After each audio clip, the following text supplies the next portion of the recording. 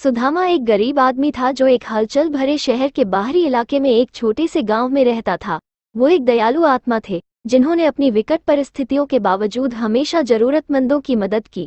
सुदामा और उनकी पत्नी ने गुजारा करने के लिए संघर्ष किया और अक्सर कई दिनों तक बिना भोजन के रहते थे।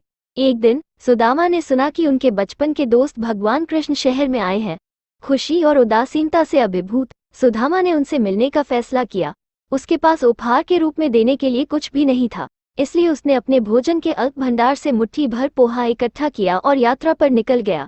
जब वे शहर पहुंचे तो उन्होंने उस महल में अपना रास्ता बनाया जहां भगवान कृष्ण ठहरे हुए थे।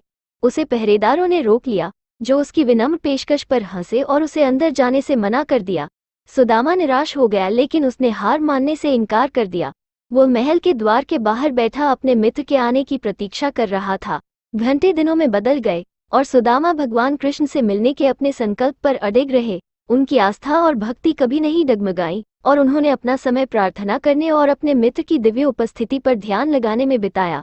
अंत में तीसरे दिन भगवान कृष्ण महल से निकले और सुदामा को बाहर बैठे देखा। सुदामा ने भाव विभोर होकर उनके चरणों में प्रणाम किया और पोहा भेंट किया। भगवान कृष्ण ने उपहार को प्यार और कृतज्ञता के साथ स्वीकार किया और सुदामा को एक पुराने मित्र के रूप में गले लगा लिया।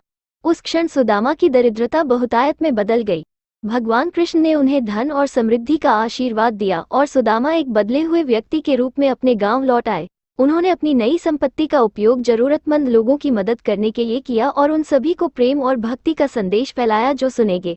उस दिन से सुदामा को एक धन्य और प्रबुद्ध आत्मा के रूप में जाना जाता था, जो विश्वास और भक्ति की शक्ति का एक सच्चा उदाहरण था। पोटे हुए चावल की उनकी विनम्र भेंट ने उन्हें सबसे बड़ा उपहार दिया, भगवान कृष्ण का प्यार और कृपा।